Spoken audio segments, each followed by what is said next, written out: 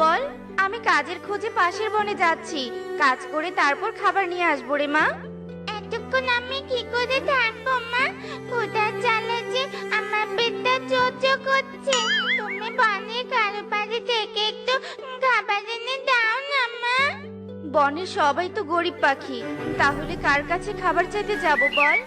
ও, মনে পড়েছে, বনের উত্তরে ময়ূর দিদি অনেক ধনী, তার বাড়িতে গেলে কিছু খাবার পাওয়া যাবে। তুই আমার সাথে ময়ূর দিদির বাড়িতে চল, তোকে খাবার নিয়ে দিয়ে তারপর আমি কাজে যাব। আচ্ছা ঠিক আছে মা, চলো।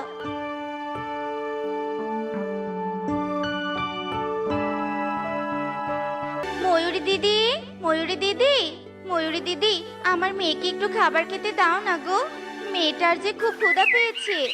ও তো মা, দেখো ময়ূরী মাসি খাবার নিয়ে আসছে। ইয়ে, কি মজা কি মজা! আমি আজ মজা করে খাবার খাবো। ময়ূরীর হাতে খাবার দেখে টুকি ভীষণ খুশি হয় আর খুশিতে লাফাতে থাকে, আর ময়ূরী খাবারগুলো নিয়ে গিয়ে ডাস্টবিনের ভিতরে ফেলে দেয়। এ কি ময়ূরী দিদি, তুমি খাবারগুলো ডাস্টবিনে ফেলে দিলে কেন? খাবারগুলো বেশি হয়েছিল, তাই ফেলে দিলাম। কি ভেবেছিলি খাবারগুলো তোদের দেব? কখনোই না। তোদের মতো গরিব ভিখারিকে খাবার দিয়ে কোনো লাভ নেই।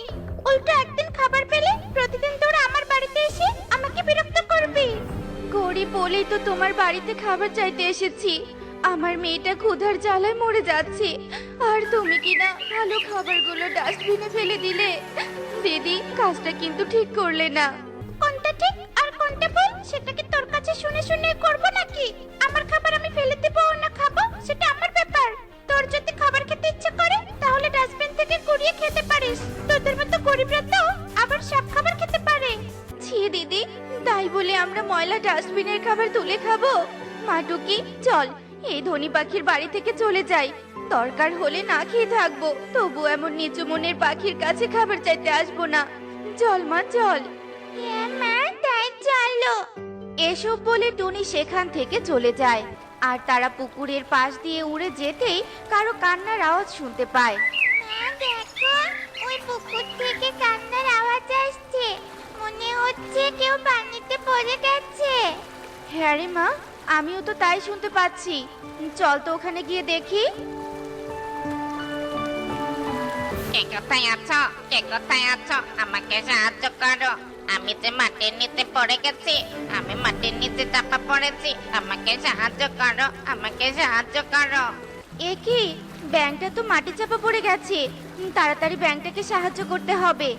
এরপর টুনি ব্যাংকটাকে মাটি চাপা থেকে মুক্ত করে দেয়, আর ব্যাংকটা তাড়াতাড়ি পুকুরে লাফিয়ে পড়ে আর পানি খেতে থাকে। তোমাকে অনেক ধন্যবাদ পাখি, তোমাকে অনেক ধন্যবাদ। আজ তুমি আমাকে সাহায্য না করলে আমি বুঝি এতক্ষণে মরে যেতাম। 1 মিনিট দাঁড়াও, আমি তোমার জন্য একটা ফল নিয়ে আসছি। না না ব্যাংক, আমাকে কিচ্ছু দিতে হবে না। তা কি করে হয়? তুমি আমার জীবন বাঁচিয়েছো, তাই তোমাকে সামান্য একটা উপহার দিব, আর সেটা তোমার নিতেই হবে, বুঝলে? তুমি তো আপেলটা খেতে পারো, আমাকে দেওয়ার কি দরকার ছিল বলো? না না, আমি খাবো না। তুমি খেলে আমি বেশি খুশি হব। মা টুকি, তুই তাহলে আপেলটা নিয়ে বাড়িতে যা। আপেলটা খেয়ে কিছুক্ষণ থাক, আর বিকেল হলে তো আমি তোর জন্য খাবার নিয়ে আসবো। আচ্ছা ঠিক আছে মা। এরপর টুনি পাশের বনে চলে যায়, আর টুকি আপেলটা নিয়ে বাড়িতে চলে আসে। আর এভাবেই সারা দিন কেটে বিকেল হয়ে যায়, আর বিকেলে টুনি কাজ শেষ করে বাড়ি ফিরতে থাকে। ওমা, আমি তো খাবার নিতে ভুলে গিয়েছিলাম। এই তো কালু দাদার হোটেলের কাছে চলে এসেছি। কালু দাদার হোটেল থেকে কিছু খাবার কিনে নিয়ে যাই। আমাকে এভাবে অপমান করো না, আমার ভুল হয়েছে। আমি আর কখনো এমন ভুল করব না বাবা।